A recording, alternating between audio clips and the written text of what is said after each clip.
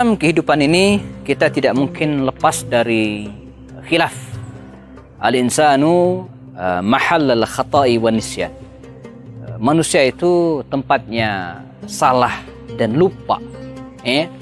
Bisa jadi karena ketidaktahuan, bisa jadi karena semangat yang begitu menggemuruh sehingga salah bertindak.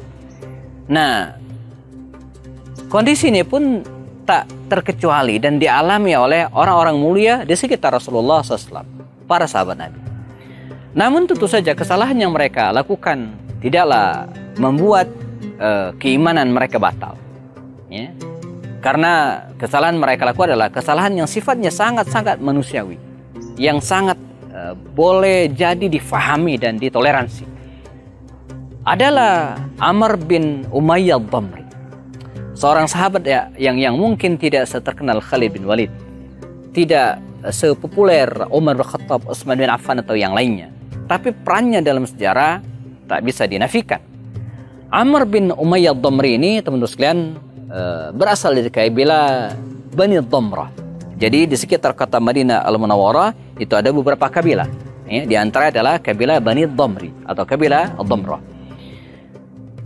Selepas perang Uhud, beberapa utusan Rasulullah dan misi Rasulullah berhasil menyentuh ke berbagai kabilah ini, dan sampai juga misi Rasulullah ini ke kabilah Bani Dhamrah.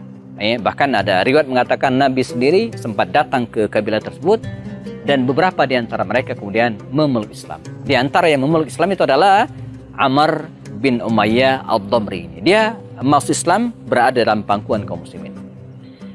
Di sekitar bulan Safar, setelah perang Uhud tentu saja, karena perang Uhud di tahun ketiga, ini setahun atau setahun setelahnya, di bulan Safar, ada beberapa utusan dari kabilah Bani Amir yang tinggal di daerah Najd, meminta kepada Rasulullah agar mengirimkan kepada mereka para ustadz muda, para da'i, agar mereka bisa belajar Islam, belajar Al-Quran. Tanpa rasa syak wa syangka, baginda Rasul kemudian menyiapkan beberapa orang pemuda yang masih kuat fisiknya, di mana pagi hari mereka adalah pemuda-pemuda yang produktif, yang mengambil kayu bakar, sebagian berbisnis, dan malam harinya mereka adalah para pemuda yang kuat beribadah. Jadi Nabi betul-betul memilih di antara mereka orang-orang yang berkualitas baik. Berangkatlah utusan Rasulullah ini sebanyak sekitar 70 orang yang berangkat dari Madinah Al-Munawwarah ke kabilah Bani Amir di daerah Najd, dan tentu saja tanpa ada dugaan-dugaan yang macam-macam dan kekhawatiran yang ada. Berangkatlah mereka, namun qadarullah, di suatu tempat, di sebuah wilayah yang berdekatan dengan sebuah sumur yang dikenal dengan Bi'ru Ma'unah, sumur Ma'unah. Mereka kemudian istirahat, dan Amr bin Umayyah ini dikisahkan dia sempat pergi mencari air atau apalah begitu. Dan begitu dia pulang, teman-teman sekalian, pulang ke tempat tersebut, dia melihat burung-burung pemakan bangkai bertebaran. Maka dia khawatir jangan-jangan telah terjadi apa-apa dengan teman-temannya. Ternyata betul. Ketika dia sampai ke tempat tersebut, teman-temannya sudah dibantai habis dan sudah dibunuh semua. Sebuah tindakan yang sangat fatal yang kemudian telah mencederai perjanjian mereka dengan Rasulullah SAW. Nah, bagaimana dengan Amr bin Umayyah Ad-Damri? Awalnya dia ingin kabur melarikan diri, tapi pada akhirnya bersama dengan beberapa orang lainnya dia kemudian tertangkap, ditawan, dan dibawa ke kampung mereka di kabilah Bani Najd ini, di daerah Najd. Dibawa oleh Amir bin Tufail, pimpinan mereka waktu itu, dan tadinya pengen dijadikan budak, dijual belikan sebagaimana yang lainnya, tawan yang lainnya, atau juga ada yang mengusulkan untuk dibunuh. Tapi ibu dari pimpinan kabilah ini, dia pernah bernazar untuk melepaskan tawanan, dan akhirnya ditepatilah Amr bin Umayyah pun akhirnya dilepaskan, dia dikembalikan ke Madinah Al-Munawwarah. Nah, dalam perjalanan dia ditemani oleh dua orang, bersamanya dua orang laki-laki, dan disinilah masalahnya. Amr bin Umayyah Ad-Damri mengira dua laki-laki ini musuh mereka, padahal bukan. Dia adalah kerabat saja, tapi bukan bagian dari kabilah yang membunuh, membantai kaum muslimin. Karena ketidaktahuan, maka diam-diam ketika mereka sedang istirahat, karena diingat puluhan temannya dibunuh oleh kabilah Bani Amir tersebut, teman sekalian, Padahal dia dendam begitu kira-kira ya. Dua orang yang mengantarkannya dibunuh juga. Ketika mereka sedang tidur dibunuh. Maka pulanglah Amr bin Umayyah Ad-Damri ke Madinah dan bertemu Rasulullah dan dikabarkan. Ternyata salah bunuh. Ya. Yang dibunuh itu bukan dari kabilah Bani Amir, ya, tapi dari kabilah Bani Kilab. Di mana kabilah Bani Kilab ini ya, telah membuat perjanjian dengan Rasulullah agar tidak saling menyerang, tidak saling membunuh. Artinya apa? Amr bin Umayyah Ad-Damri telah salah bunuh. Dalam Islam ada 3 jenis kasus pembunuhan. Ya. Pertama adalah al-qatlul amdi, bunuh dengan sengaja. Ini hukumnya qisas, bunuh dengan terencana, dia harus dibunuh juga. Yang kedua adalah al-qatlu atau bunuh karena ghairul amdi, tidak sengaja. Nah, jadi nggak sengaja kebunuh. Nah, jadi nggak ada niat untuk membunuh. Ini disebut dengan membunuh tapi tidak sengaja. Tidak sengaja pengen membunuh.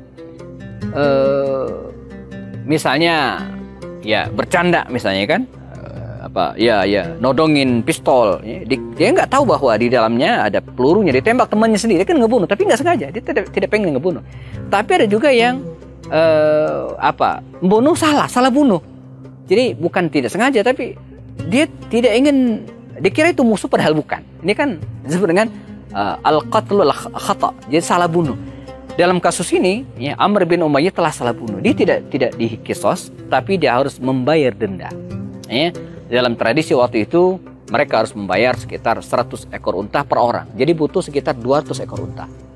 Sesuai dengan perjanjian piagam Madinah, maka manakala ada satu pihak kaum muslimin ataupun kabilah lainnya memiliki beban harus membayar denda atau sanksi, maka kabilah-kabilah yang lain bersekutu dengan kaum muslimin ya, itu diharuskan membantu. Maka Rasulullah segera mengajak beberapa kabilah, di antaranya kabilah Bani Nadir Yahudi, untuk patungan membayar denda ini. Ini kewajiban bersama. Ini sesuai dengan yang telah mereka sepakati.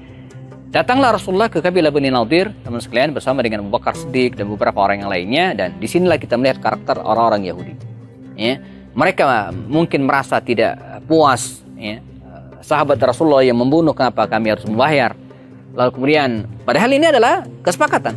Maka mereka melihat kesempatan emas. Ketika Rasulullah sedang berada di tempat mereka, berada di tengah benteng mereka, diam-diam salah seorang di antara mereka atau beberapa orang di antara mereka ya, siap menghunjamkan ataupun menjatuhkan batu besar ke kepalanya Rasulullah. Itu kalau tidak dicegah dan berhasil mereka menggulingkan batu itu, luar biasa. Bisa jadi Nabi meninggal di tempat. Tapi Allah menjaga nabinya. Melalui malaikat Jibril diberitahu bahwa Nabi dalam bahaya seketika, Nabi meninggalkan tempat tersebut. Dan lanjutan dari kisah ini, akhirnya Rasulullah membentuk pasukan untuk menyelesaikan urusan dengan Bani Nadir yang telah berkhianat, dan endingnya mereka terusir sebagaimana diabadikan oleh Allah dalam surat Al-Hasyr. Mereka terusir di kota Madinah dan melarikan diri ke Khaybar. Nanti ada lanjutannya, perang Khaybar suatu saat bisa kita bedah ataupun cek di beberapa video sebelumnya. Nah, bagaimana dengan Amr bin Umayyah Ad-Damri? Amr bin Umayyah Ad-Damri terus mengikuti Rasulullah SAW dan sampai suatu saat dia mendapatkan kemuliaan, yaitu mendapatkan kehormatan untuk dikirim menemui Raja An-Najasyi di Habasyah, membawa surat Rasulullah SAW dan juga mengajak Ja'far bin Abi Thalib untuk kembali ke Madinah, serta ada satu lagi surat yang dibawa oleh Amr bin Umayyah Ad-Damri ini ke Habasyah. Apa itu? Surat apa itu? Kita akan ketahui setelah Amr bin Umayyah Ad-Damri. Beliau mendapatkan kehormatan dari Rasulullah, membawa surat beliau ke Raja An-Najasyi, penguasa Habasyah, Ethiopia. 3 surat yang beliau bawa. Pertama adalah surat Rasulullah kepada Raja An-Najasyi agar memeluk Islam. Yang kedua adalah surat beliau kepada Ja'far bin Abi Thalib, mengajaknya untuk kembali ke Madinah Al-Munawwarah karena kondisi sudah nyaman. Dan yang ketiga adalah surat Rasulullah ditujukan kepada Ummu Habibah Ramlah binti Abu Sufyan radhiyallahu anha. Nah, surat pertama ditujukan kepada Raja Najasyi. Dan luar biasa, Raja Najasyi ini melihat dengan jernih surat Rasulullah, memperhatikan kehidupan Ja'far bin Abi Thalib dan kawan-kawan yang memang sudah lama berada di situ.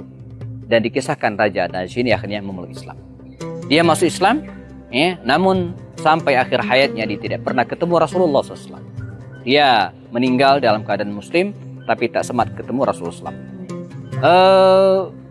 Karena itu para ulama menggolongkan Raja Najasyi ini kepada kelompok at-tabi'in, orang-orang yang hidup setelah Rasulullah SAW, tapi tak sempat ketemu Rasulullah. Ketika dia meninggal dunia, Rasulullah waktu itu pulang dari negeri Tabuk, dan sempat melaksanakan sholat ghaib. Makanya kita kenal hari ini sholat ghaib, sholat untuk jenazah yang tidak ada di hadapan kita.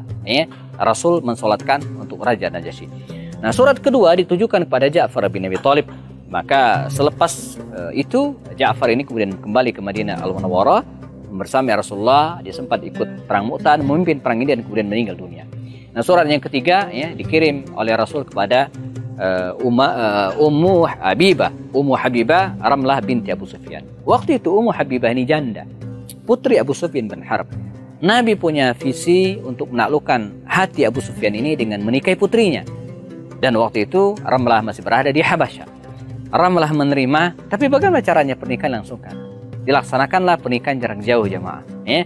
Nabi berada di Madinah, Ramlah binti Abu Sufyan ada di Habasyah.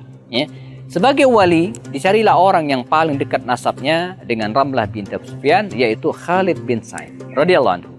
Khalid bin Sa'id bertindak sebagai wali dan yang mewakili Rasulullah, karena Nabi tidak hadir.